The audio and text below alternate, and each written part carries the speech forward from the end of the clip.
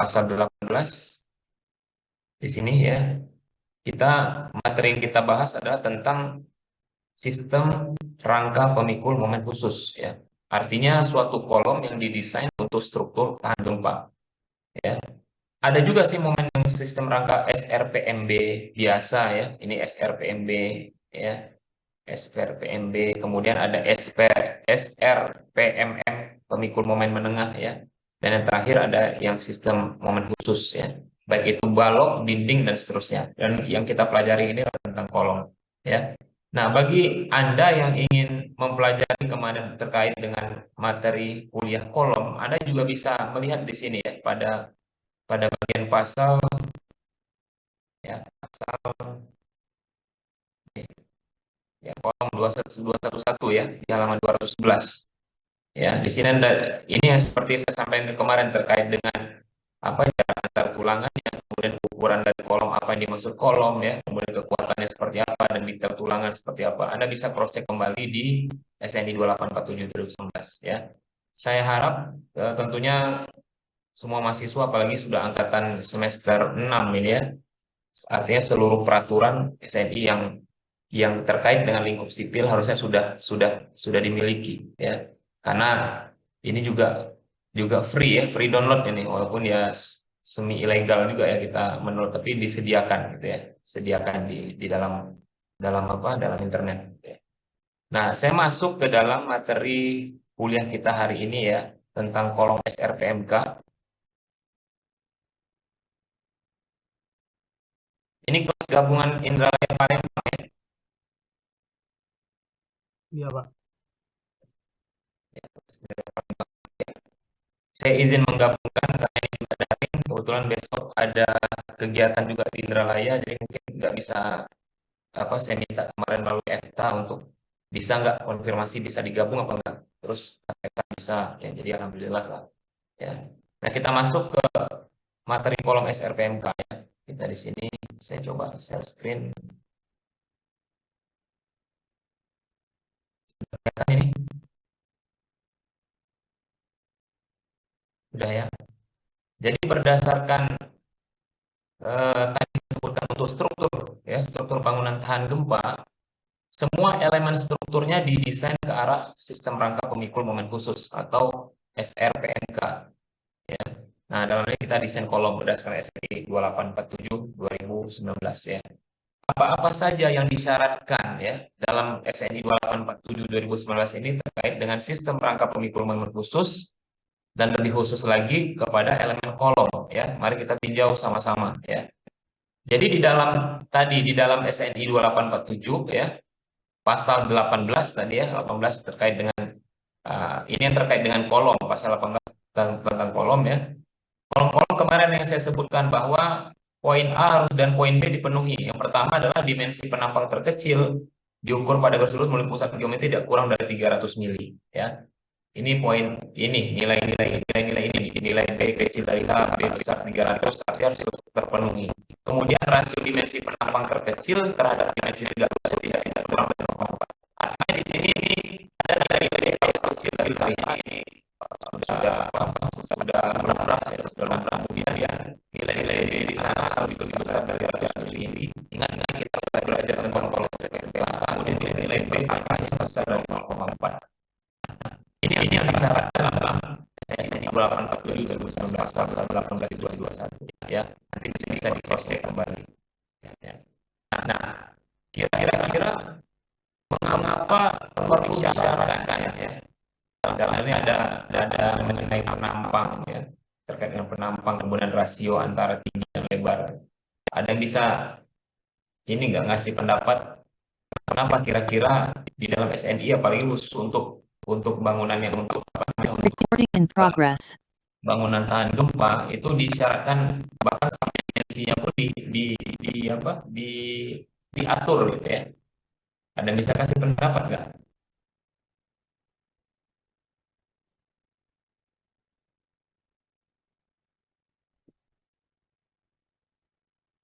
Ada yang bisa kasih pendapat? Kenapa kira-kira kok sampai dimensi pun harus harus diatur ya, kalau apalagi untuk struktur tahan gempa khususnya gitu ya. Mobil khusus untuk struktur tahan gempa. Kita saja ada ini nggak salah, nggak masalah lah ya. Kita belajar, sama-sama belajar juga. Izin Ada? Ya, silakan ke siapa? Hilman Pak. Muhammad Hilman Kaidi ya, sebentar. Hilman Kaidi ini Layu atau Palembang? Palembang Pak, kelas B. Palembang. Oke, silakan Hilman. Kalau menurut pendapat saya Pak, kalau buat bangunan untuk tahan gempa itu eh, yang paling utama dia tuh harus punya kolom yang kaku Pak. Jadi kalau buat dia kolom kaku itu dimensi kolomnya harus besar Pak. Makanya di sini syaratnya itu tidak kurang dari 300 mm. Oke, itu pendapat Hilman ya. Terima kasih Hilman. Ada pendapat lain? Silakan. Ya, pendapat Hilman benar-benar ya. Kemudian ada pendapat lain nggak? Ya, kita coba coba lihat pendapat teman yang lain. Kira-kira kenapa sampai ke ukuran dimensi pun diatur ya dalam SNI, khususnya untuk kolom SRPMK, ya kolom khusus struktur tahan bangunan tahan gempa. Nggak apa, sambil searching juga nggak apa-apa ya, googling. Apa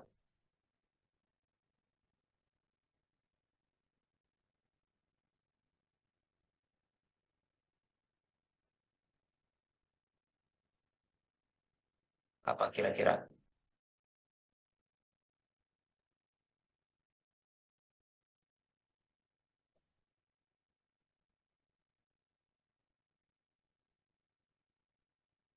Coba Yasmin Yunanda, coba.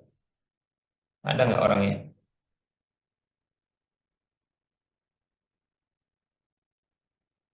Yasmin Yunanda ada nggak orangnya?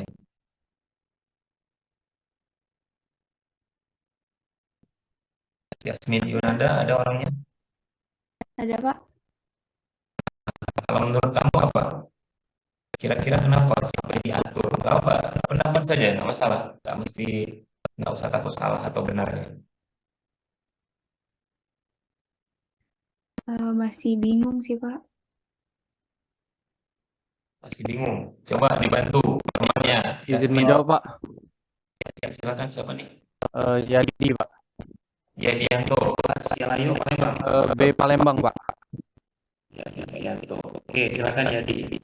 Kalau menurut saya ini kan sesuai pasal 18.7.2.1 ini kan tentang, kalau nggak salah tuh tentang gedung ya, Pak.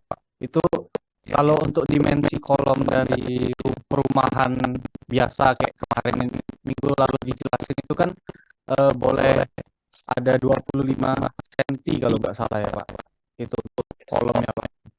Nah, sedangkan kalau untuk gedung itu kan gedung itu kan berlantai dan harus punya kolom yang lebih kokoh gitu, Pak. Jadi untuk supaya lebih tahan nanti kan dibatasi saja, jadi tidak terjadi itu untuk menahan gempa sebesar berapa kali mungkin, Pak. Oke, kita kita kasih dulu jawaban teman ini ya, ya. Jadi apa proses rekonstruksi masalah itu tidak tidak benar ya, jadi itu benar ya. Jadi kalau dalam kalau dalam pandangan kemarin ya, atau sampai juga itu yang nanti sebelumnya sambil jalan dia ya. Sebenarnya kita yang kita dapatkan elemen dimensi besar-besar secara mana prinsip desain itu apa?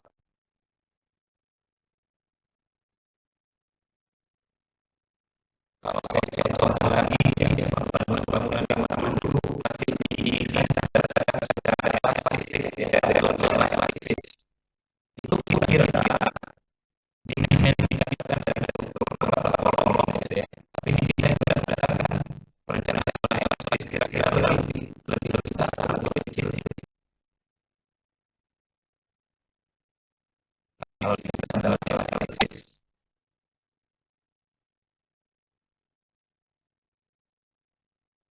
seperti ini kan.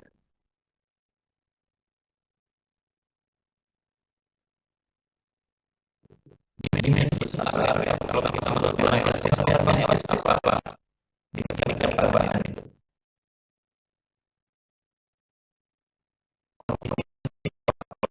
Mendesain sesuatu yang kemudian ada elastis apa kemudian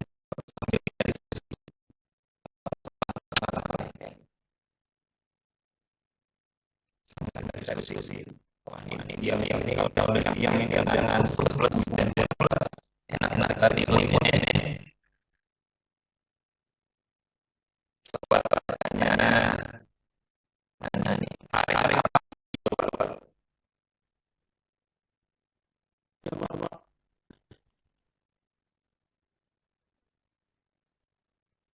gimana kalau kita mendesain zona elastis ya, Pak? Dimensinya ya, Pak. Ya, dimensinya. Mungkin dimensinya lebih besar Pak. Dapat pengertian zona elastis itu kalau kan dulu belajar di apa di baja atau di beton ya. Seperti ini enggak ya? Tolong koreksi kalau salah gitu ya. Jadi di mana suatu zona ya pada kondisi kita memberikan beban tertentu ya, memberikan beban tertentu, kemudian apabila kita unrelease ya, kita lepaskan bebannya, ya anggap tadi kolom tadi ya masih kondisinya masih sama ya, seperti semula sebelum diberi beban ataupun sesudah beban, selama masih berada di zona elastis. Benar nggak gitu?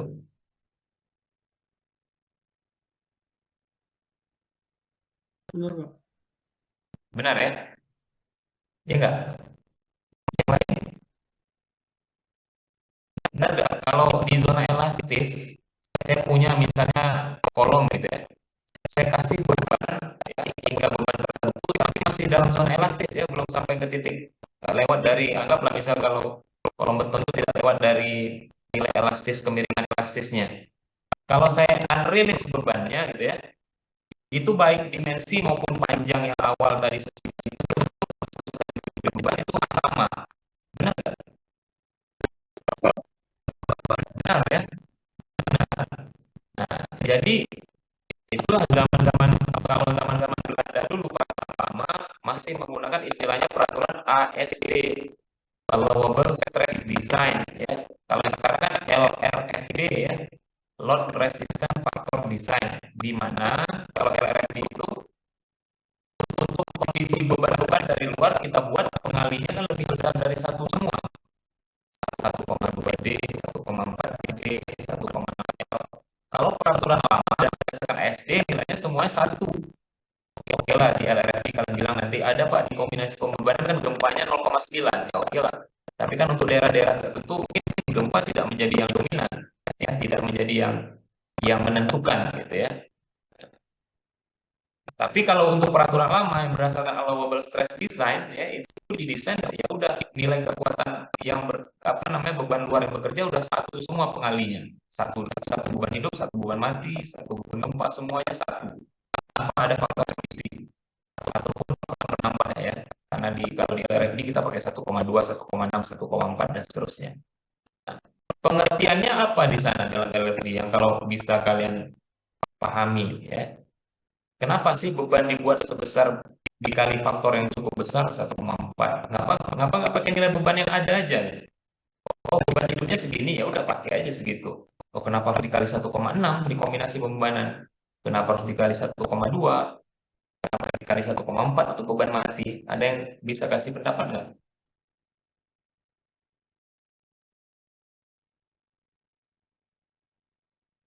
Kenapa kira-kira?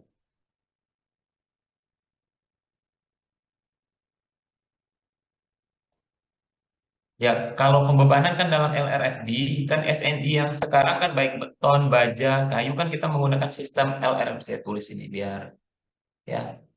L, R, F, D ya. Atau load resistant ya.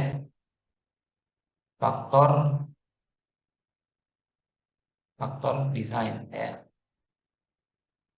Nah, Semua SNI kita ngacu ke ini semua nih, LRFD. Kalau dulu kita ngacu ke peraturan-peraturan lama, kita menggunakan ASD ya. Ini sama, allowable ya, allowable stress design ya, stress design. Ya, D-nya design. Nah, kalau di LRFD kan sekarang kita kalau lihat kombinasi pembebanan kan 1,4 D. Terus yang kombinasi kedua 1,2 D tambah 1,6 L ya. Apalagi ke bawah ya banyak lagi kan, banyak kombinasi bulan bisa belasan itu. Kira-kira kenapa ya? Faktor bebannya kita kalikan,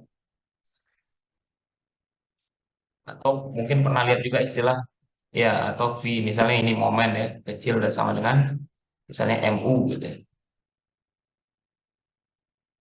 LRFD.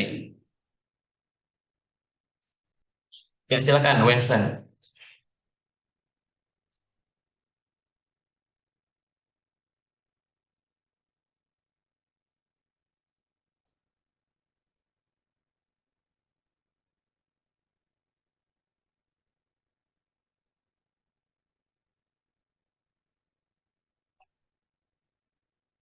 Oke.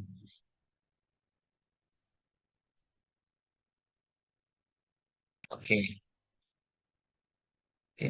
Jadi benar ya yang disampaikan Wensen tadi ya. Kalau kita punya elemen struktur, anggaplah kolom, balok, pelat, dan seterusnya ya. Kita punya bangunan gedung misalnya ya. Bangunan gedung ya. Kalau beban yang terjadi kan kita nggak bisa pastiin ya. Ya, nggak bisa kita pastikan ya. Apakah nilainya fix di angka sekian. Nah, artinya kalau kita kalikan dengan faktor pengali yang nilainya lebih besar ya, otomatis kalau kita desain tentunya kalau beban gempa bukan beban gempa saja ya, termasuk beban hidup atau beban lain dan beban angin dan seterusnya. Kalau beban yang terjadi mengenai suatu struktur bangunan kita gitu ya, artinya lewat dari kekuatan yang beban yang terjadi itu mampu menahan ya. Nah, makanya di LRFD itu kan kekuatan apa? Kekuatan dari beban-beban yang bekerja kita kalikan besar-besar ya, sedangkan untuk kekuatan materialnya kita kalikan dengan suatu faktor reduksi ya. Nggak mungkin kita misalnya kamu pakai apa, berapa nih nilai nilai kekuatan nilai kekuatan bajanya berapa pakai untuk ininya atau beton lah gitu ya. Nanti ada faktor reduksi lagi. Kalau untuk balok berapa faktor reduksinya? 0,85, kolom berapa? 0,7 dan seterusnya ya. Di SNI kan diatur juga. Karena material nggak mungkin kita mau ngedesain beton 30 MPa ya, misalnya 30 MPa, nggak mungkin tuh semuanya tuh bakal 30 MPa. Sama aja kayak kalian praktikum kan. Bisa dapat 25 ya, bisa dapat bahkan ada yang 110% naik ya jadi 33 MPa dan seterusnya. Jadi pada saat nanti pada saat kondisi suatu struktur kita dikenai beban ya, beban apa saja ya. Artinya untuk desain dengan kondisi nilai material yang dikurangi atau direduksi plus dengan dikenai beban yang telah diperbesar ya, dikalikan faktor pembesaran, dia mampu menahan itu gitu. Ya. Konsepnya seperti itu ya.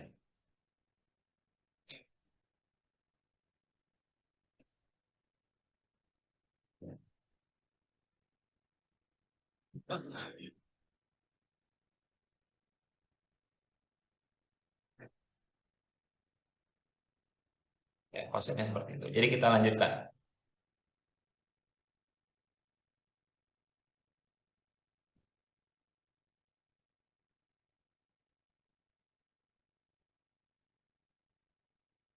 Saya lanjutkan ya.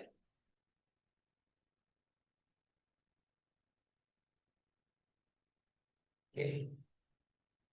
Nah, ini tadi terkait dengan dimensi penampang ya dalam SNI ya, sudah diatur. Nah, kemudian diatur juga ya tentang kekuatan lentur kolom ya. Kemarin kalau masih ingat saya sebutkan bahwa kolom itu tidak hanya menerima gaya aksial aja loh gitu ya. Tapi ya walaupun dalam contoh perhitungan kemarin saya memberi contoh hanya beban aksial saja, namun hampir semuanya namanya balok kolom mau kolom interior atau eksterior pasti nyambung ke balok plat semua ya. Artinya pasti menerima elemen lentur juga di sana. Pasti ada momen juga di sana. Nah, inilah saya sebutkan kemarin ya, kurang lebih apa namanya, di sini kalau kita lihat ya, sigma MNC itu adalah jumlah kekuatan lentur nominal kolom-kolom yang merangka ke dalam join ya. Jadi kemana nih? Dia nyambung kemana aja? Ke balok mana atau ke plat mana? Sedangkan sigma MNB ini adalah jumlah kekuatan lentur nominal balok yang merangka ke dalam join juga ya. Jadi nanti di sini harus memenuhi kekuatan lentur kolom itu harus memenuhi persyaratan ini. Di mana sigma momen yang lentur terkait dengan kolom yang merangkai ke balok ataupun ke plat mana saja itu kita bandingkan dengan nanti kekuatan lentur nominal balok yang merangkai ke dalam join mana saja atau join ke kolom mana dia melekat ataupun ke plat lantai mana ya. Nah, inilah yang saya sebutkan tadi ya, minggu lalu ya, terkait dengan ini konsep kolom kuat balok lemah ya, strong column weak beam. Emang didesain seperti itu ya. Ya kalau masih ingat kemarin minggu lalu saya sampaikan hierarki atau urutan keruntuhan ya suatu bangunan, kita mulai dari balok paling atas hingga nanti kolom yang paling bawah. Nah, itu didesain. Nah, di sini ada nih, misalnya di sini ada kolom ya, kemudian ada kolom juga nih, ada balok ya. Kemudian dilihat di sini ada momen nominal untuk kolom A ya. Di sini ada momen nominal kolom sisi atas, sisi bawah, AB itu atas atau bawah ya. Kemudian balok kanan, balok kiri ya. Nah, harus didesain di sini ya. Momen nominal itu harus besar sama dengan 1,2 dari momen nominal yang balok kiri maupun momen nominal balok kanan. Nah, ini yang disebut paling enggak 1,2 kalinya dari balok dibuat ya, terkait buat lenturnya. Nah, ini udah konsep yang paling sering kita temukan ya, strong column weak beam. Nanti mungkin bisa teman-teman cari lah, banyak ini contoh-contoh di internet juga terkait dengan konsep strong column weak beam ini ya. Nah, di dalam SNI 2847 juga di pasal 18.4 ini yang kemarin saya pernah sebutkan juga ya, kalau untuk apa namanya, untuk kemarin jumlah tulangan kolom kan rasionya kira-kira di kisaran 2-8% ya. Nah, di SNI 2847 ini disebutkan juga untuk tulangan lenturnya ya, bahwa luas tulangan longitudinal tidak boleh kurang dari 0,1 dari agrosnya atau luas kotornya ya, dan tidak lebih dari 0,06 agrosnya ya. Nah, ini yang harus diikuti juga aturan ini ya. Nah, ini masih sama nih ya, karena mengacu kepada tentang kolom juga. Pada kolom ya, pada kolom dengan sengkang bundar ini kurang lebih sama ya, karena di pasal 18 ini kan pasal tentang kolom. Nah, ini coba kalau kita lihat lagi, saya share lagi di sini ya. Pasal 18 ini kan pasal tentang kolom semua nih. Nah, sebentar. Ya. Pasal 18 di sini, sorry, maksud saya tentang struktur tahan gempa. Kalau pasal tentang kolom ada di pasal berapa di atas ini? Pasal 10 ya. Nah, jadi di pasal 18 ini khusus kita bicara tentang struktur tahan gempa saja. Apa saja di situ ada tentang dindingnya, balok dan kolom ya. Jadi kita mengacu ke arah struktur tahan gempa semua ya. Saya balik lagi ke sini. Nah, kalau Anda ingat kemarin ya, rasio tulangan dari kolom biasa dibandingkan kolom apa namanya, kolom yang untuk tahan gempa SRPMK, kemarin tuh ada beda luasan rasio tulangan longitudinalnya ya. Itu bisa 2-8% untuk tulangan untuk yang balok biasa, kolom biasa. Sedangkan kolom yang SRPMK itu range-nya adalah 1% hingga 6% dari agros ya. Nah, ini juga nanti menjadi dasar dalam perhitungan kita nih, pengecekannya seperti apa ya. Nah, sama juga ya, kemarin kalau masih ingat, kalau sengkangnya persegi ya, sengkangnya lingkaran atau dan seterusnya, ada jumlah batang minimal tulangan kemarin ya. Kalau untuk persegi itu, kalau persegi kemarin 4 ya. Tapi ini sama juga, ini kalau untuk kolom bundar sama, ini minimumnya juga 6 jumlah tulangan logam. Kemarin sama ya, sama juga untuk tulangan sengkang spiral ya. Nah, kemudian ya, poin yang ketiga di pasal 1874 terkait dengan tulangan lentur ini ya, sambungan mekanis harus memenuhi 18.27. Nanti coba kita cross check nanti di SNI-nya. Dan sambungan las berdasarkan 1828 ya.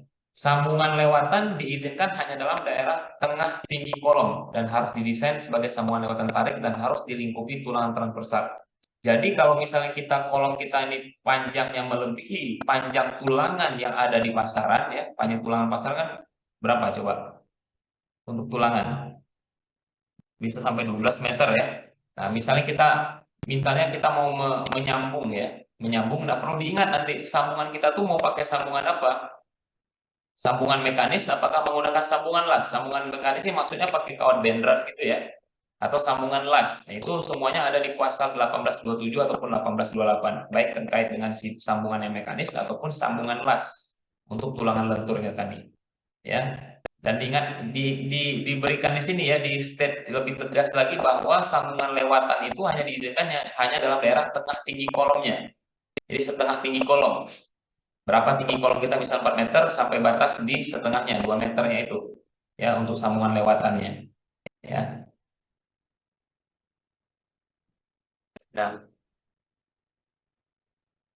Nah, kemudian terkait dengan tulangan transversal ya, kalau kemarin yang saya sampaikan ya, bahwa kalau saya punya kalau saya punya struktur gedung seperti ini kemarin ya, ada berapa lantai gitu ya, ya. Nah, kita mengatur untuk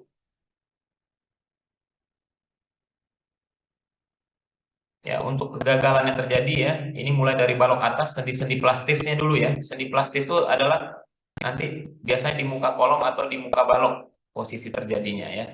Jadi kita atur dulu terjadi keruntuhan di balok ya, hierarkinya. Ya, kalau bisa tidak runtuh ya, tapi kalaupun runtuh inilah urutannya. Baru nanti dari sisi-sisi kolom ya, kolom lantai atas ya, hingga nanti kolom lantai bawah. Sendi-sendi plastisnya terjadi di seperti itu. Nah, coba kita lihat di sini ya. Pada daerah sendi plastis kolom, nah coba diingat ya. Jadi pasti dia di muka-muka kolom ya. Pada daerah sendi plastis kolom, daerah sepanjang L0 ini ya. Jadi posisi sendi plastis itu pasti dia kalau pertemuan dengan balok ada jaraknya nih ya, disyaratkan dalam SNI. Ya. Dari muka hubungan balok kolom di kedua ujungnya harus disediakan tulangan transversal yang mencukupi panjang L0 daerah sendi plastis yang ini ya, baik dari muka balok ke muka kolom yang ini ataupun ke sisi bawahnya harus dipenuhi semuanya, tidak kurang dari panjang L0 ini tidak kurang dari yang A adalah tinggi penampang komponen struktur pada muka hubungan balok kolom atau pada segmen yang memiliki potensi terjadinya lentur. Jadi antara H1 dan H2. Jadi di sini tinggi penampang komponen struktur pada muka hubungan balok kolom kita. Hubungan balok kolom kita di sini mana? Mana yang lebih besar antara kolom dan balok? Ya. Terbesar nanti kita ambil antara H1 penampang kolom ataupun tinggi kolom ataupun penampang baloknya. Kemudian poin yang B-nya adalah panjang L0 ini harus tidak kurang dari 1/6 dari bentang bersih komponen strukturnya. Ya, berapa komponen bentang bersih dari komponen struktur kita nih, struktur kolom kita di sini? Ya, harus paling nggak 1/6-nya di sini, jarak L0 nanti. Nah, kemudian atau tidak kurang dari 450 mili. Jadi paling kecil itu 450 mili, nanti ngikuti yang poin A, B ini ngikuti nanti. Ya, mudah-mudahan nanti ada di contoh soal. Nah, terkait dengan tulangan transversal juga, kalau Anda ingat kemarin ya, minggu lalu saya sampaikan bahwa berapa kemarin dia jarak antar tulangan sengkang persegi, jaraknya masih ingat ya? Coba saya tanya dulu ya. Siapa nih? Fikri Hanif coba. Fikri Hanif ada nggak orangnya? Iya, Pak. Keluar gambar kucing Fikri ini. Ingat nggak kamu kemarin berapa syarat jarak antar sengkang ya? Kalau kolom yang biasa, bukan kolom SRPMK.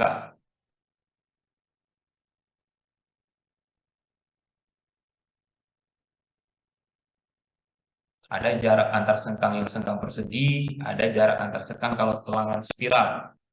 Nah, saya tanya dulu, mana yang lebih rapat? Spiral atau persegi? Yang lebih rapat, yang biasa. Enggak, pilihannya cuma di spiral atau persegi, nggak ada yang biasa. Oh iya, iya, iya. Maksudnya persegi, Pak. Benar, ada pendapat lain nggak selain pendapat Fikri? Spiral, Pak. Spiral ya, Tommy sama Gaisa. Ya, nah langsung. Fikri, kamu mau kemana nih? Buru-buru amat matiin kamera kamu.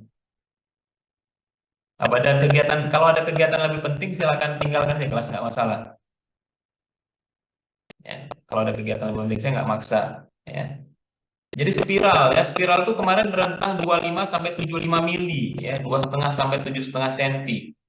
Kalau sengkam persegi kan kemarin 150 ya, jangan sampai lewat 150. Kalau lewat 150 kamu kasih lagi tulangan ini supaya jaraknya jadi nggak jadi 150, tidak lebih besar dari 150 ya.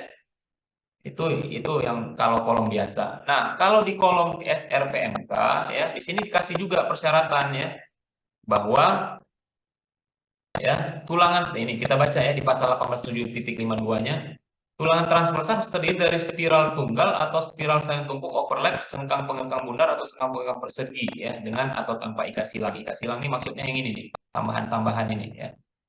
Nah, kita lihat di sini ya. Nah, di sini ada syarat panjang. Ini kalau kita baca satu lagi nih. Dimensi XI. Nah, XI ini jarak antar tulangan utamanya ya, antara sumbu-sumbu penampang tulangan longitudinal, artinya tulangan utamanya ya, yang ditopang secara lateral tidak melebihi 350 mili. Ya, itu XI. Ya. Nah, di mana di sini disebutkan nilai HX dalam persamaan 18.753 nanti ya diambil sebagai nilai terbesar dari XI. Nah, atau yang berikutnya di sini, ikat silang berturutan yang mengikat tulangan longitudinal yang sama harus memiliki kait 90 derajat nih. Ya. Makanya kalau banyak kegagalan kemarin kayak gempa-gempa di Padang ya, ada gempa-gempa yang perumahan standar itu banyak yang sekedar nempel aja ya. Misalnya kolomnya gini ya. Ini tulangan utama gitu ya. Ya udah kasih sengkang tapi nggak diikat gitu ya. Udah ini satu ke sini, ini satu ke sini. Padahal sebenarnya kalau untuk daerah-daerah rawan gempa ini ada persyaratannya. Nanti ada persyaratan berikut lagi ya. Ada nanti sampai 135 derajat itu tekuknya itu. Ya, harus memiliki kait 90 derajat ya, dipasang pada sisi kolom yang berlawanan. Nah, ini. Ya. Atau panjang penyaluran, bukan panjang penyaluran. Panjang lekukan ini, panjang tekukan ini paling enggak 6 diameter tulangannya. Atau lebih besar dari 7,5 cm. Nah, bingung deh tukangnya kalau ngerjain struktur tahan gempa ya. Tapi kalau mau ngikuti persyaratan benar-benar sesuai SNI ya kayak gini gitu. Ya. Makanya kalau saya melihat juga ya banyak kalau kita untuk sekedar bangun-bangun rumah kan sekedar tekuk aja tuh tulangan sengkang.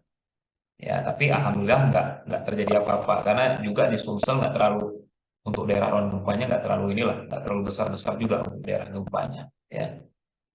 Nah, ini yang untuk poin ini ya, tulangan transversal di pasal 18.752 ya. Nah,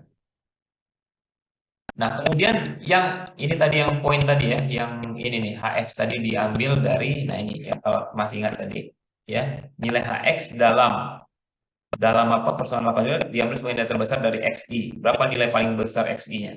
Tapi tidak melebihi 350 mili atau 35 cm ya. Nah, kemudian di sini di pasal berikutnya ya, poin sumpah berikutnya ya, jarak tulangan transversal pada daerah sepanjang L0 yang tadi, ya, jarak yang sepanjang L0 tadi 1/6 bentang bersih, tidak lebih 350 ya, 350 ya. Berapa tadi ini? Ya, 350 ya. Kemudian terbesar antara penampang balok atau kolom ya. Nah, jarak antar tulangan itu diambil juga tadi nih, ini ya, 1/6 dimensi terkecil komponen strukturnya. Ya. Kalau misalnya kolom kita ukuran 340 berarti 1/6 dari yang 30-nya.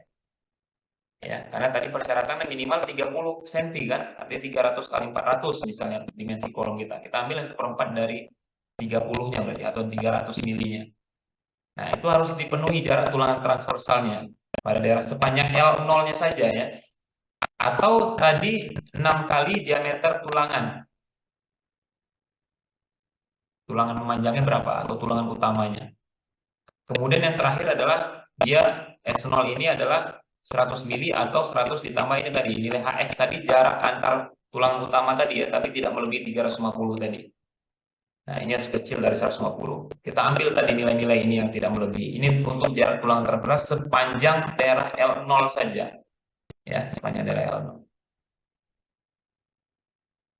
Nah, kemudian kalau kita mengacu kepada ya untuk tulang transversal, posisi di mana ya ada ketika nanti P ultimate yang bekerja atau beban ultimate yang bekerja itu lebih besar dari 0,3 gross-nya dikalikan kuat tekan berencana beton, atau FC prime-nya besar dari 70 MPa.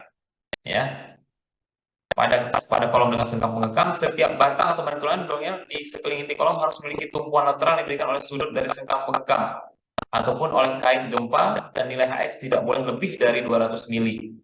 Ya, PU harus merupakan, atau bukan ultimate, harus merupakan gaya tekan terbesar yang konsisten. Nah, kalau lihat kita contoh di sini ya, untuk tulangan ikat untuk kait-kait gempa tadi yang disebutkan tadi di pasal ini 752 ya.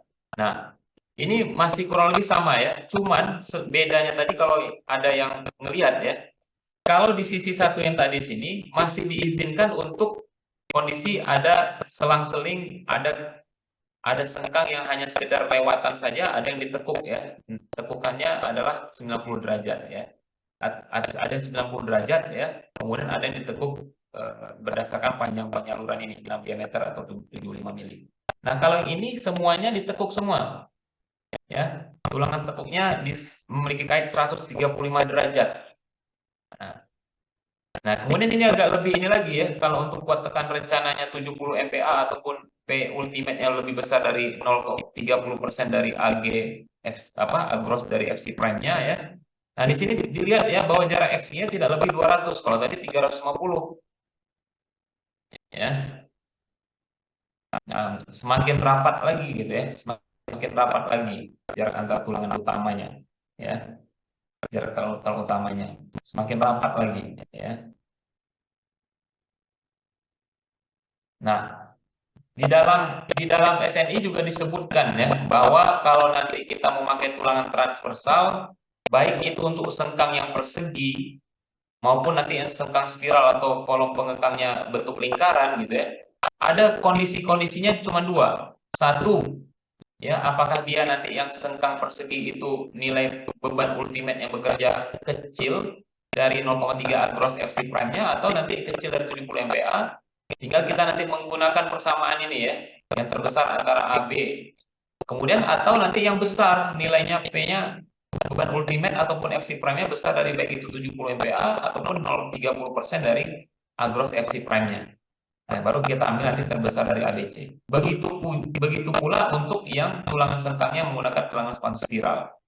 Ya, kita tinggal mengganti persamaan saja. Ya. Ya. Ini untuk tulangan transversal. Nah, ini kalau tadi kita berbicara untuk panjang muka kolomnya tadi L0 ya, di luar panjang L0 tadi ya, tidak masalah ya.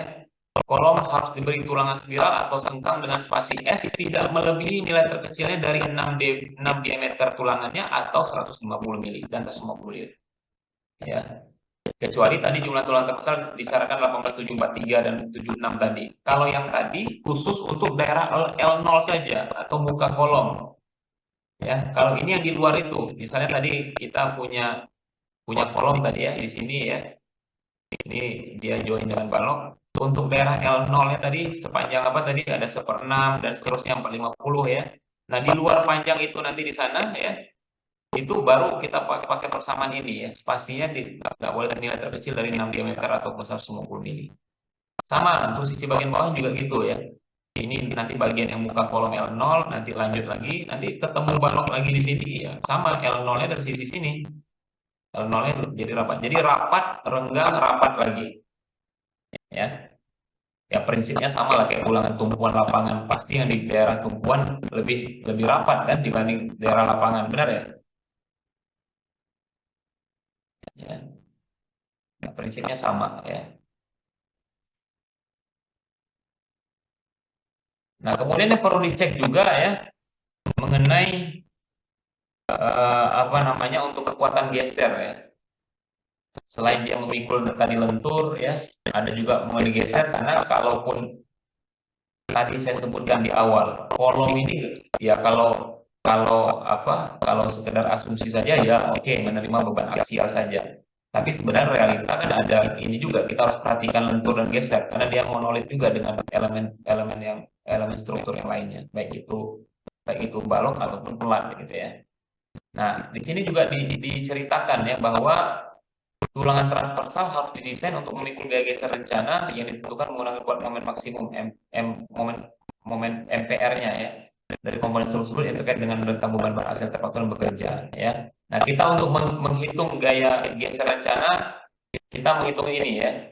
Nah, di situ disebutkan indeks A dan B menyatakan sisi atas ya, sisi atas dan bawah dari kolom yang ditinjau. Ya tinggal ini aja, kalau misalnya dia nyangkut ke berapa balok gitu ya, ini kolom, sini ada baloknya, ini nyambung ya, sorry, ini hapus ini ya. Kemudian di bawah ada lagi gitu ya, ada lagi coretnya nih ya. Nah, sama, nanti kita hitung mana sisi atas sisi bawah dari kolom ditinjau. Misal kita tinjau kolom ini misalnya ya. Nah, sedangkan LC adalah panjang dari kolom tersebut. Ini nilai LC adalah. Nah, dapat untuk menentukan nilai momen MPR-nya gimana? Ya kita hitung ya. Salah satu caranya adalah menggunakan dengan bantuan software misalnya SAP ataupun ETAP. Kita menghitung momennya yang terjadi. Tapi biasanya dalam soal itu sudah diberikan ya, sudah ada datanya gitu. Jadi nggak akan mungkin kita hitung lagi, belajar unstruct lagi gitu. Kita hitung lagi kalau secara manual. Ya paling cepat kita bantuan software lah. Ya. Itu ya.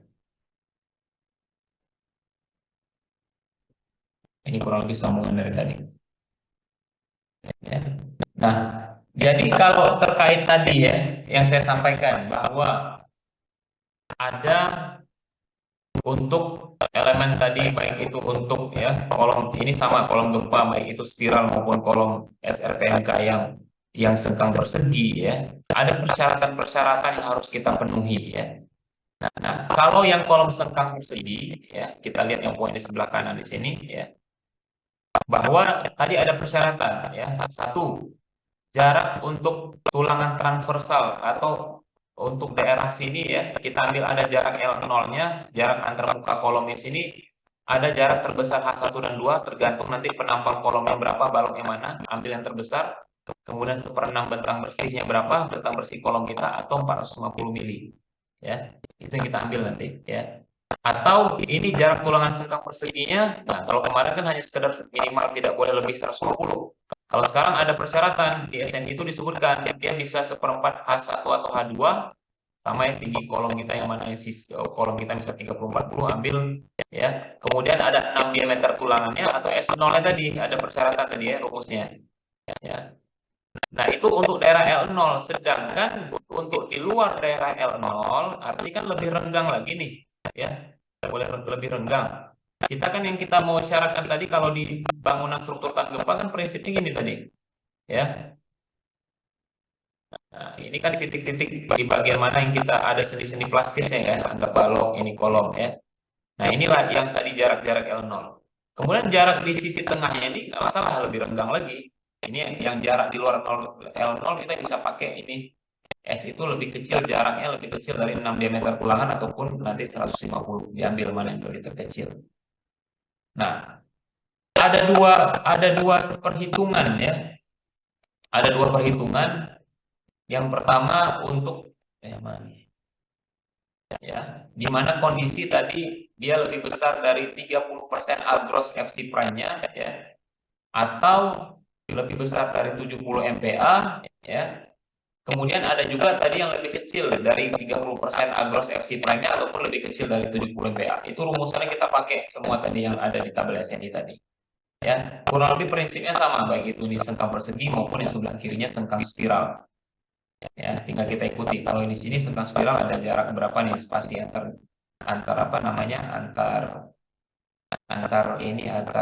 jarak sengkangnya ya juga dibatasi.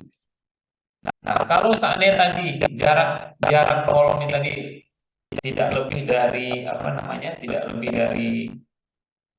Kalau yang tadi untuk kayak gempa itu 250 mili ya, 200 sampai 250 mili. Artinya itu yang saya sampaikan kemarin ya, untuk beton kalau kita pakai nanti untuk beton mutu tinggi, karena FC Prime 70 kan udah kategori tinggi ya, di atas 40 itu. Nah, ada fungsi agregat di sana ya. Jadi agregatnya nggak sembarang masuk lagi. Bahkan di sengkang spiral dikasih tahu di sini ya, jaraknya itu paling nggak tadi 4/3 ada ukuran agregat ya. Jadi agregat yang masuk untuk beton mutu tinggi itu diatur sekali ya. Untuk beton mutu tinggi itu kalau untuk kita pakai dalam desain itu maksimal ukuran agregat itu 1 cm. Maksimal itu. Ya. Karena khawatirnya dengan pemanfaatan tulangan lagi ya, tulangan kalau nanti pakai ukuran agregat lebih besar, ya agregatnya nggak bisa masuk gitu ya, numpuk di atas. Ya. Saya sambil lihat dulu materi. Silakan kalau ada yang mau didiskusikan. Saya sambil lihat ini dulu materinya.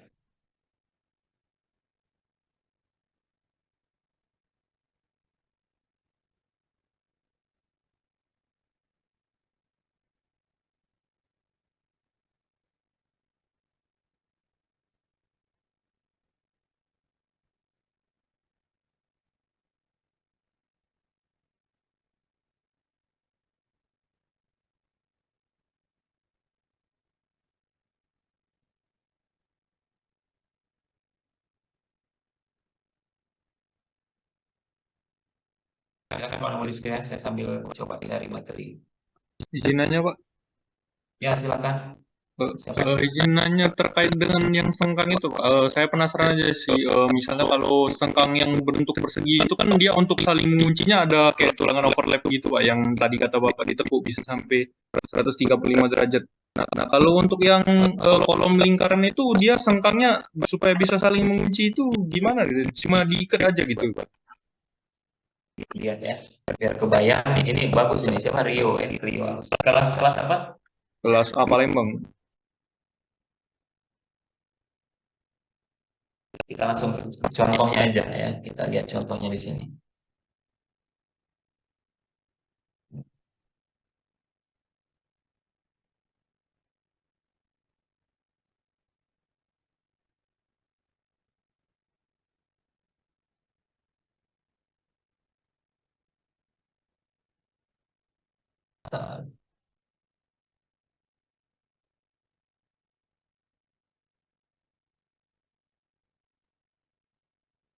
Contoh. Saya mau langsung kasih gambar realnya biar kebayang saat saya carikan.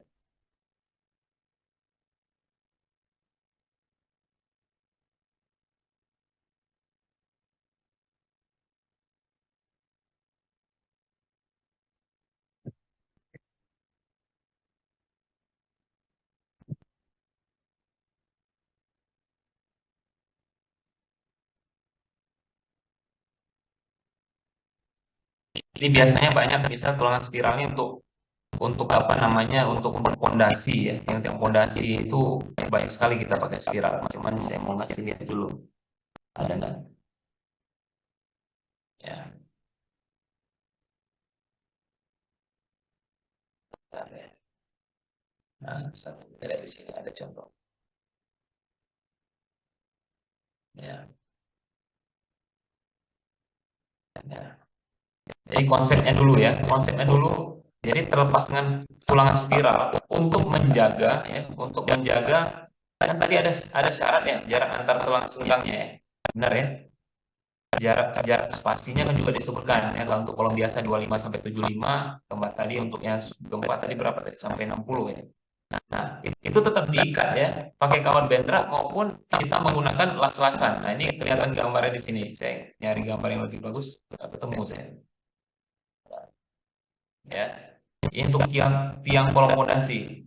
Ya, prinsipnya sama ya. Nah, catatannya apa gitu ya? Catatannya adalah yang harus dipenuhi pertama terkait dengan diameter tulangan spiral yang mau kita pakai ya. Kemarin kan disebutkan kalau misalnya ukuran kolomnya sekian ya, sorry, bukan terkait ukuran kolom. Sorry, saya ingat lagi. Oke. Kalau kita menggunakan ya tulangan utamanya kemarin diameter 19 sampai 32, ada batas syarat minimal kan? Syarat minimal tulangannya kita pakai berapa? Saya lupa, coba di cross check lagi di catatan kemarin. Nah, atau kita pakai nanti besi tulangan utamanya, pakai misalnya berapa nih? Pakai yang di atas diameter 32.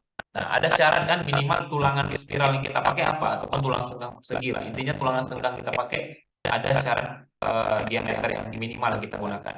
Nah, terkait untuk menjaga spiral tadi tetap kita menggunakan baik itu kawan bendrat ataupun apa namanya nih ataupun pengelasan ya. Kalau pengelasan saya hampir baca beberapa penelitian memang agak tidak disarankan. Nah, satu mungkin kalau masih ingat pelajaran tentang TBK terkait dengan tegangan sisa atau tegangan residu pada baja. Kalau kita melakukan pengelasan artinya terjadi titik sumber panas di sana kan pada titik pengelasan sehingga nanti pendinginannya tidak merata antara sisi atas atau tidak. Tapi ada ya untuk sambungan las. Tapi untuk lebih jelas yang terkait dengan sambungan las pada tulangan utama untuk kolom ini ya bisa nanti Anda baca di yang pasal yang tadi ya, pasal 18 berapa tadi disebutkan untuk sambungan mekanik ataupun sambungan las ya, kurang lebih seperti itu Rio. Ya. Mudah-mudahan menjawab. Oh ya Pak, terima kasih Pak. Ya. Sebentar ya. Silakan kalau ada lagi.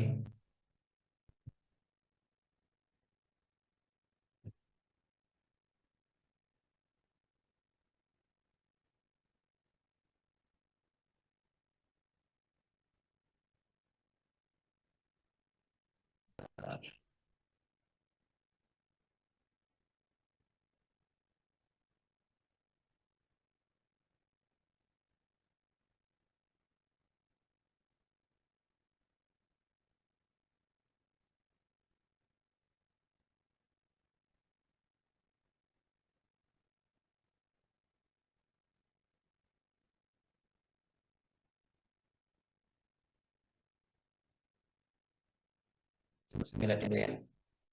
Bentar.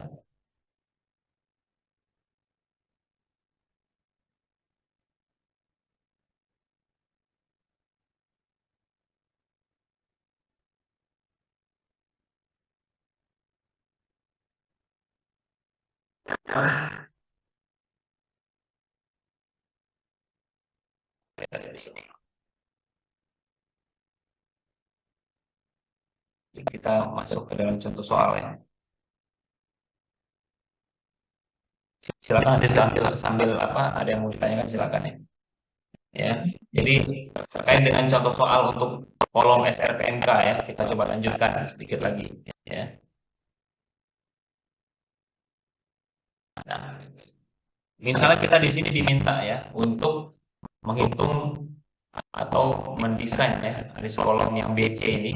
Misal ada suatu bangunan dari 1, 2, 3, 4, 5, 6 lantai ya, 6 lantai dengan jarak antar lantai tinggi kolomnya 3,5 meter, kemudian bentang B-nya jarak 99 ya. Nah, kita diminta untuk melakukan alis kolom BC dengan ukuran dia menggunakan 600 x 600. Oke, dari sisi dimensi oke, sesuai dengan SRPMK minimal 300. Kemudian diameter yang tulangan utama dia pakai 12 di 25 ya. Pada lantai ketiga ya dari struktur portal gedung bagian dari SRPMK. Hasil analisis struktur yang dilakukan memberikan informasi gaya dalam pada kolom BC. Nah, ini yang saya sebutkan tadi ya, kita pasti ini given yang diberikan data-data ini ya. Pada kolom BC serta kolom di atas kolom BD-nya. Karena pasti kita nyangkut BD ini kan karena di kolom interior pasti nyangkut nanti ada ke BD, ada CE ya. Nanti juga balok-balok yang yang nyangkut ke kolom BC tadi. Ya. Gaya dalam pada kolom BC, BD dan CE diberikan di sini ya. Jadi ada di sini beban aksial bekerja, beban mati, beban hidup dan beban earthquake gempa ya. Nah, di sini ada untuk gaya dalamnya, di sini kolom atas, di sini dapat beban mati sekian ya, kolom desain sekian, beban kolom di bawah sekian, momen lenturnya sekian. Ya tadi kan ada fungsi tadi rumus untuk momen MPR untuk bagian atas, bawah ya, kemudian ada unsur balok kanan kiri ya, gaya geser dan sekian ya. diketahui ya. Nah, kita hitung dulu ya berdasarkan kombinasi pembebanan berdasarkan gaya yang bekerja pada data bangunan kita tadi. Yang diketahui cuma beban hidup, beban mati, beban gempa. Artinya, nah masih ada nggak SNI pembebanan, SNI berapa?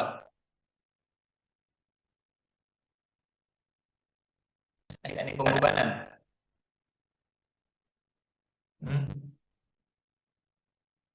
Sambil googling, SNI pembebanan. Masih tahun 2013 ya kalau nggak salah saya, SNI pembebanan. SNI 1727, Pak. 1727 ya.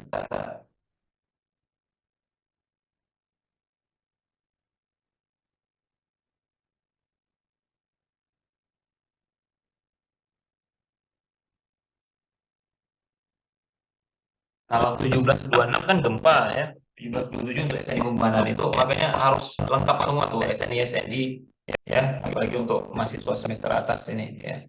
Nah, jadi kita hitung berdasarkan ya beban yang bekerja tadi apa yang diketahui ya, yang diketahui. Ada tadi beban hidup, beban mati, dan beban gempa. Nah, ini yang kita cari ya, baik itu untuk kolom yang sisi atas, kolom kita yang kita desain, ataupun sisi kolom di bawahnya kita cari semua kombinasinya berapa ya. Kombinasi pertama itulah saya tadi ada 1,4 T, 1,2 dan apa yang hubungannya ada antara gempa, beban mati dan beban hidup. Itu yang kita hitung. Selebihnya nggak perlu dihitung ya. Hanya beban ini ya kita dapat nanti momen atasnya berapa, momen bawahnya geser dan seterusnya. Khusus untuk kolom yang kita desain ya. Bisa desain. Kalau untuk kolom yang ini cukup kita cari GG aksial bekerja saja ya, kita hitung. Nah, berdasarkan data yang tadi ya. Nah, kemudian kita cek dimensi tadi disebutkan ya bahwa penampang kolom kita SRPMK kan minimal 300 ya. Punya kita 600. Oke, masuk ya. Oke, masuk. Kemudian perbandingan B dengan H-nya berapa? Karena kita tadi pakai ukuran 600 kali 600, ya udah B per H-nya ya 1 ya, besar dari 0,4. Kalau kita nanti pakai kolom persegi, ya tinggal dicek aja apa masuk nggak kriteria 0,4 tadi antara perbandingan B dengan H-nya ya. Kemudian di pasal 18.7 tadi disebutkan juga tadi ya, ini bunyi ininya, ini penyederhanaannya ya, yang tidak kurang dari 300, kemudian rasionya adalah 0,4. Kemudian luas tulangan longitudinalnya disebutkan tadi antara 1 sampai 6% dari agros ya. Agros kita 600 kali 600 di sini ya. P ultimate-nya dapat tadi beban kolom rencana kita dapat 4076 kN. Kita hitung 30% AG FC prime-nya berapa ya. Nah, kemudian kita hitung kan, kita tadi ada rumusan. Kalau untuk kolom sengkang persegi ada PU tadi besar dari 0,3 gross FC prime. Nah, didapatkanlah ROG-nya berapa di sini ya. 12 dikali 490 dari mana nih? Dibagi penampang kolomnya 600 kali 600. Coba. Angka apa nih 12 ini? 12 itu adalah dia jumlah tulangan ya. Kita pakai tulangan utama kan 12T25 tadi disebutkan dalam soal. 490 ini jarak bentang bersih. Ya, jarak bentang bersih kalau kita pakai 900 ini enggak seluruhnya kita pakai. Ini ada jarak antar spasi selimut betonnya ya. Selimut betonnya kita kurangi ya, menggunakan itu. Nah, didapatkan tadi nilai nilai luas tulangan longitudinalnya ya, tidak boleh kurang dari 0,1% AG dan tidak lebih dari 0,6 AG. Nah, kemudian poin ketiga ya, tadi ya untuk masalah lentur kita diminta untuk mendesain berdasarkan strong column weak beam ya. Strong column weak beam ini tadi ada di situ 65 1,2 sama ya. Ada momen nominal untuk balok kolom atas, momen nominal kolom bawah harus lebih besar dari 1,2 dari momen balok kiri atau balok kanannya ya. Nah, di sini kita lihat ya. Nah, ini untuk MN balok sudah didapatkan ya perhitungan. Ini harusnya cara menghitung momen nominal balok kan sudah diajarkan oleh di materi balok. Atau Bu Rosi tidak ngajarin tentang balok nggak sih? Tentang balok diajarin nggak?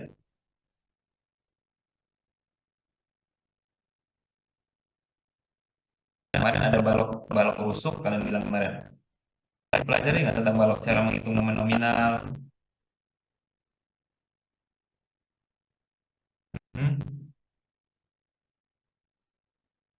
pada diam semua tidur apa. Tentang balok ya Mbak, tentang di struktur keton ataupun wahana ngajarkan terserah lah, mau rosida, mau wahana bebas siapapun. Ada diajarin nggak?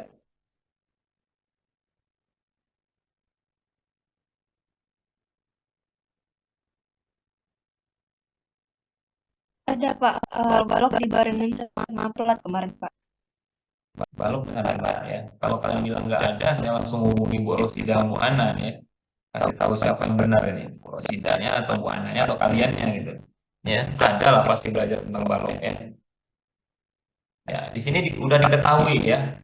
Jadi ada nanti kita hitung untuk momen sisi apa namanya, baik itu mendiri balok kiri balok kanan, kita hitung ya. Nah, kita hitung nanti berdasarkan ini, nanti ini slide-nya saya kasih ya, untuk contoh hitungan saya kasih nanti biar gampang kalian pelajari lagi. Ya.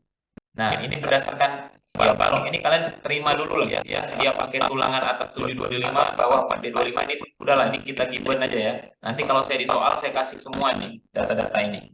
Ya, saya khusus karena materi tentang kolom, semua data balok saya kasih semua ya. Nah, kemudian ada perhitungan ya, diagram interaksi kolom. Nah, saya sudah diajarkan juga nih Bu Anda pakai SQ kolom, terserah mau pakai aplikasi apa. Intinya kita mendapatkan nilai momen nominal kolom di sisi atas maupun bawah ya.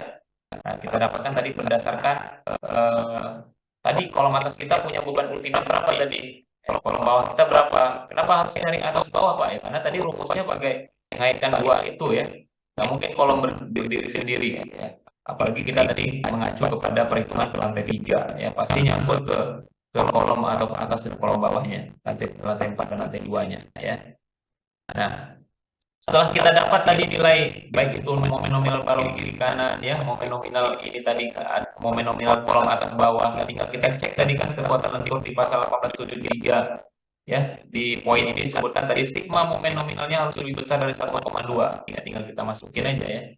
Nah, kita dapat di sini dia masuk 1400 lebih besar dari 1363 ya. Jadi memenuhi kriteria strong kolom quick beam ya. Itu harus dipastikan dulu ya, untuk apa, struktur gempa harus dipastikan dulu kita. Harus momen baloknya harus momen kolomnya harus lebih besar dari 1,2 dari momen baloknya. Ya, wajib itu hukumnya. Nah, kemudian untuk mendapatkan apa namanya kuat lentur minimum dari si kolom kita ya. Ini sudah biasa pakai sub atau etaps ya. Sudah tentang sub etapnya dari apa? Dari asisten kah, atau dari kakak tingkat atau dari dosen? BPTS juga diajarin kalau nggak salah Bapak ya. Atau rasanya Itu Pak, diajarin di BPTS Pak. Ya, diajarin ya. Ya, sub etap itu kurang lebih sama aja. Bedanya, ada yang tahu nggak beda sub dan etap apa?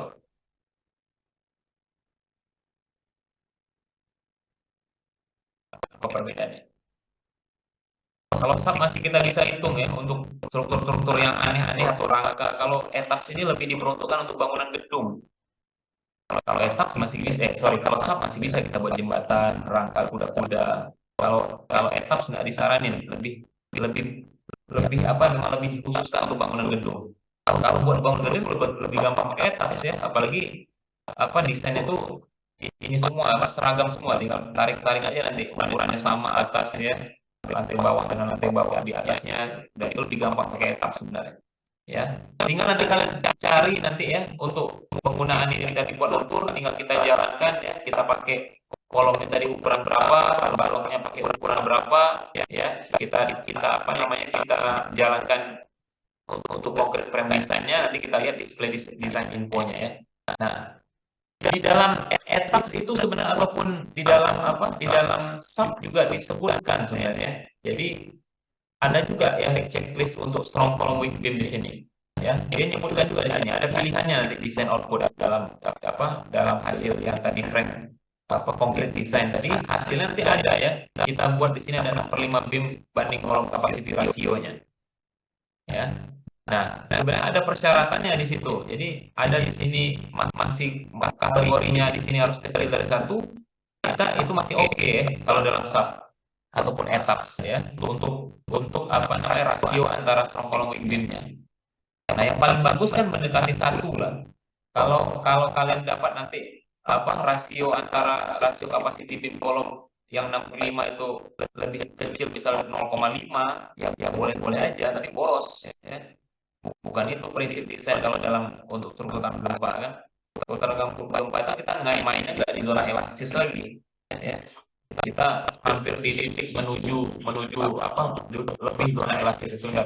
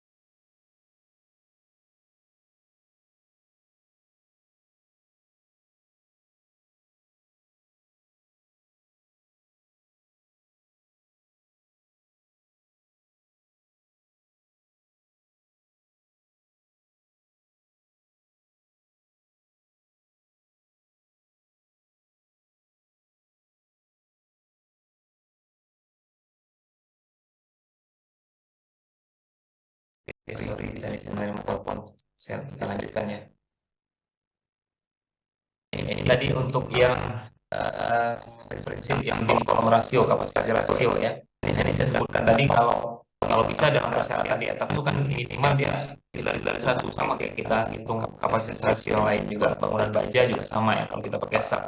Kalau kita dapatnya nanti sekitar 0,5, ya itu artinya kamu perlu ini lagi ya, kecilin dimensi lagi atau kurang jumlah tulangan ya. Nah, untuk tulangan transversal tadi disebutkan kan bahwa kita pakai yang mana nih? Kita tadi pakai yang sengkang persegi kah? Atau pakai yang soal sengkang spiral?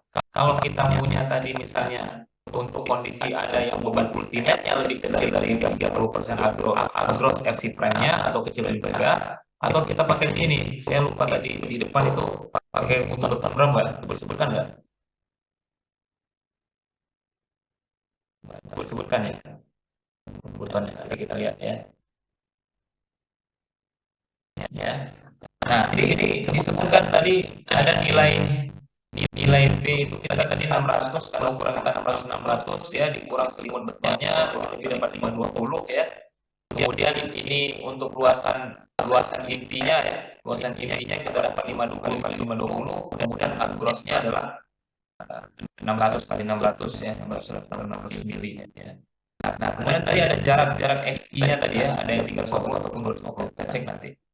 Nah, dalam contoh penulaan transversal ya, pada kolom di sini berarti disebutkan nilainya kita pakai ultimate-nya besar dari 0,30 atau gross FC prime-nya atau FC prime-nya besar 70 MPa. Ada persyaratan tadi kita harus menggunakan ulangan ikat yang semuanya nggak ada yang pakai ulangan kaitnya 190 derajat ya. Berarti poin yang kedua tadi kan, dan jarak SI-nya tidak lebih besar dari 200 mili ya. Nah, kemudian tadi ada juga syarat berikutnya tadi di kolom untuk tekankan ya, tekankan dari si penampung tulangan sengkangnya tadi adalah 6 kali diameter tulangan, artinya panjang ini 6 kali. Misal kita pakai diameter tulangan untuk tulangan ikatnya 8 ya, 8 mili. Berarti harus yang menekuk ke arah sini panjangnya paling nggak 6 kali 8, 48 ya. 48 mili, berarti 48 cm ya. Ini ya 48 mili atau 48 cm. Itu harus nekuk seperti ini. Dan tekukan yang untuk kait silang atau ikat silang ini ya dipakai tadi persyaratan yang 135 derajat. Terus muncul pertanyaan, Pak, mungkin nggak di lapangan gimana cara kita mastiin 135 derajat, 90 derajat, ya. Padahal kan saya lihat kerjain kalau ada yang udah KP, kalau lagi nyari, ada jalan nggak? Belum dapat semua ya. Ada yang udah KP, belum semua ya. Nanti kalian lihat aja nanti syarat tunggang misalkan bangunan yang untuk apa? Untuk ya kalau KP kan pasti bangunan yang sudah cukup tinggi lah, nggak mungkin bangun ruko ya. Nah itu sesuai dengan persyaratannya. Tapi perlu diingat nanti di dokumen kontraknya ya, dia mengacu ke peraturan mana. Karena banyak di kita di Indonesia ini SNI kan update terus nih ya. Entah SNI tentang beton, tentang baja, ataupun SNI apa, tapi masih pakai peraturan yang lama. Nah, sebenarnya kan dengan keluarnya peraturan yang baru itu kan menggugurkan peraturan yang lama ya. Cuman masih banyak aja yang pakai peraturan lama, apalagi masih ada tuh diameter misalnya penyaluran pakai rumus 40D, 40 diameter tulangan diameter itu udah main lagi tuh. Kalau tulangan poros, kalau tulangan bulir kita nggak pakai 40D lagi. Nah, baca di SNI 847 atau 4 ton, kita nggak main lagi 40D itu. Nah, cuman dia biasa pegang itu tadi ya berdasarkan pengalaman saja ya. Makanya butuh konsultan pengawas yang cukup inilah rigid ya untuk mengawasi pekerjaan dari kontraktor di sini. Nah, sebenarnya juga kan kontraktor harus bersertifikat ya. Untuk pekerja-pekerja itu harus bersertifikat, apalagi terkait dengan kalau ada pengelasan ya, itu harus bersertifikat semua ya. Nah, inilah tadi jarak X tadi di sini disebutkan ya, 600 untuk jarak apa? Dimensi kotor dari penampang kolom dikurang 2 kali 40 ini adalah apa? Selimut beton dikurang 2 kali 10 ini apa? 10 ini apa coba?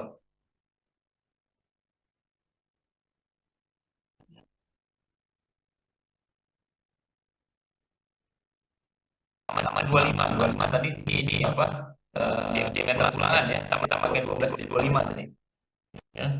10 itu apa?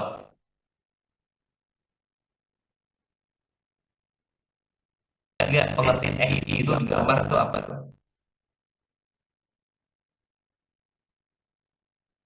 Ada pakai diameter tulang sengkangnya ya, tulang ikat ya kan kita pakai itu ya. Pengertian XI aja dilihat sini, jangan hafal rumus ini. XI itu apa kita di sini lihat.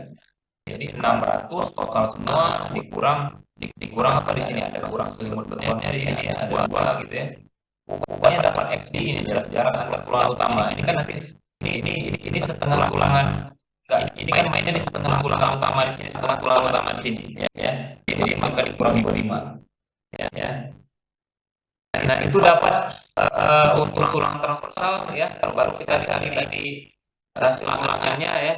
Ini rumusan berdasarkan contoh tadi yang apakah dia menggunakan 0,3 apa transversi dari dikalikan XY-nya atau besar, baik itu besar ataupun kecil dari 70 MPa ya. Itu tinggal cek aja rumusnya. Sama.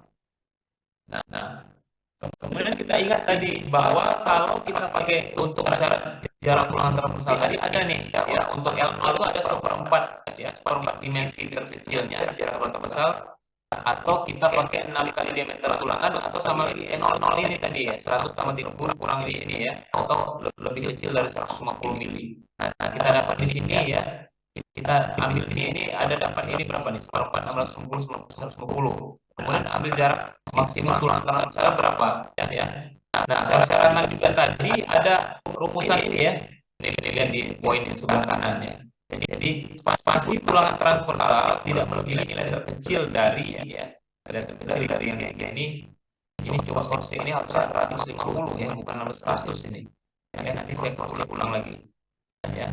Seperempat dimensi terkecil ya, penampak kolom atau 6 kali diameter tulangannya kita pakai 2 meter 25, penampak kolom kita 600 kali 600, atau S0 yang dihitung dengan rumusan itu di bawah ya.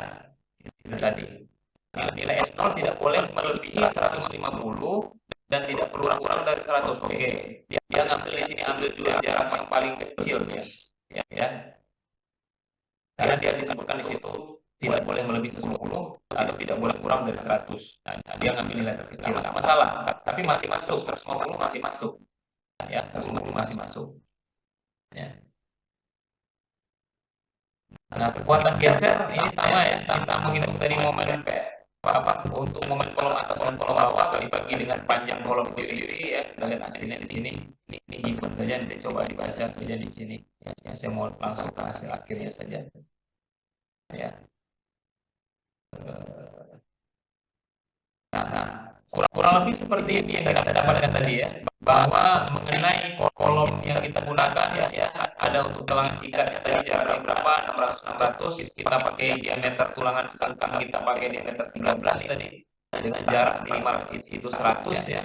Kemudian masih ada yang kurang ya, ada jarak L0 tadi perlu dihitung juga, nanti tolong ditambahkan ya.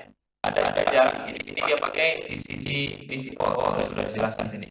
Ada sisi yang di sini dia pakai jarak lebih rapat ya, untuk jarak kolom L0 tadi untuk bagian segi plastis. Kemudian di sini lebih renggang di tengahnya, kemudian seperempat bagian bawah juga ada yang jadi lebih rapat lagi. Nah, jadi kurang sudah dimasukkan. Cuma tadi kayaknya nggak belum disuruh dicontoh hitungan tadi ya, untuk perhitungan L0 tadi ya.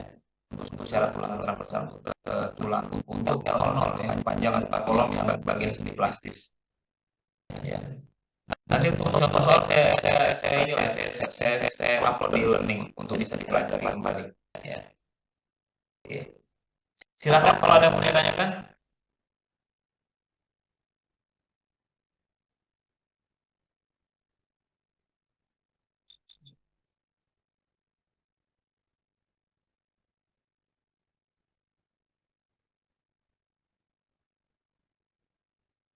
Saya bisa sambil absen ya. Sebentar.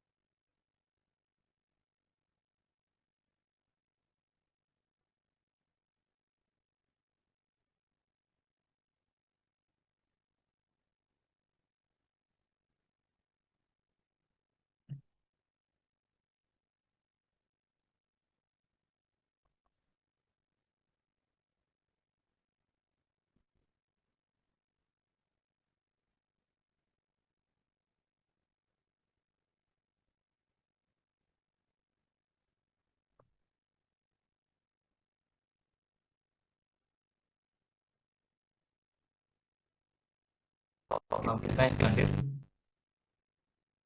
jadi nambah 61.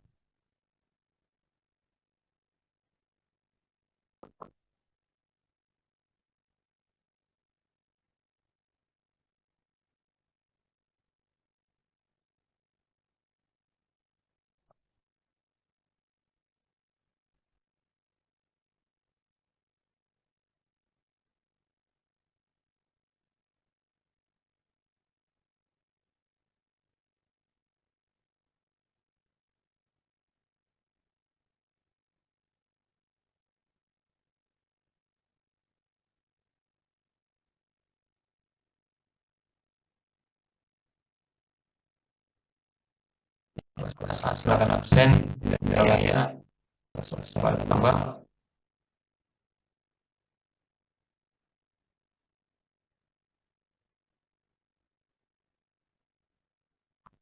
Paling absen awas mengulang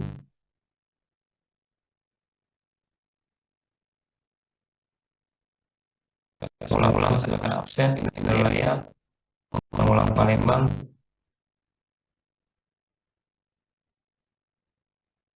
Silakan absen. Oke, sambil saya tunggu. Silakan absen sudah saya buka.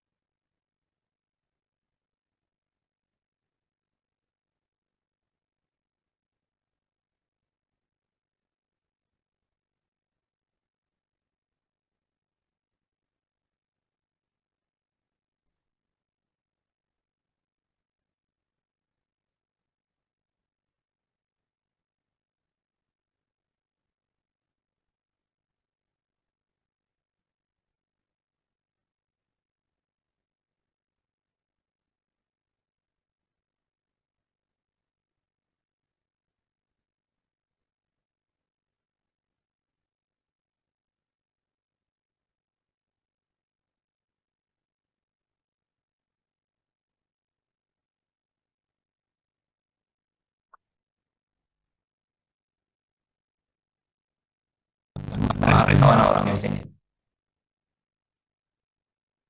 Bang Arif ada. Bang Arif.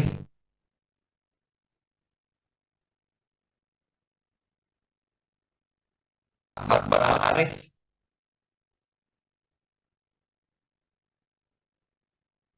Sekali lagi saya mengenal Bang Arif. Oke, tidak ada. Christopher Albert. Hadir, Pak. Rodi Partinungan.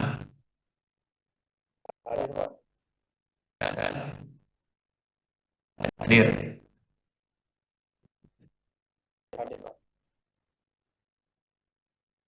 Ya. Sudah semua saya sampai dulu jumlah kita.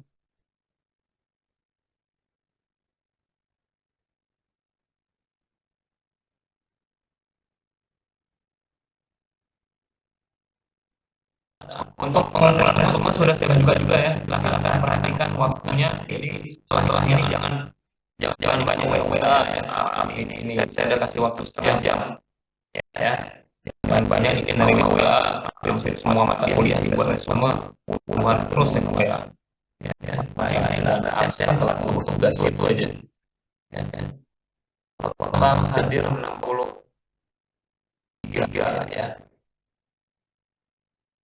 7 plus 6.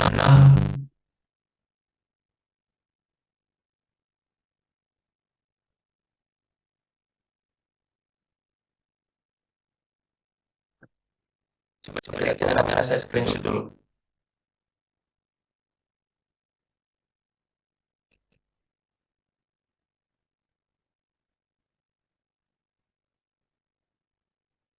Oke, halaman kedua. Oke, bentar ya.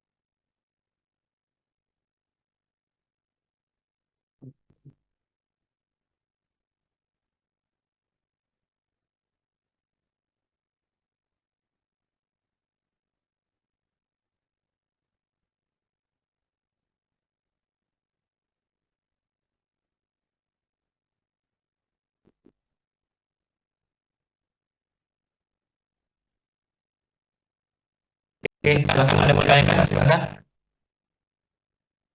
Kalau tidak ada, saya rasa cukup ya. Terima kasih banyak. Sampai nanti untuk minggu depan saya nanti kabari. Saya masih bentrok dengan jadwal TBK. Saya masih satu kali muat lagi TBK. Insya Allah saya bisa melakukan pertemuan secara tatap muka.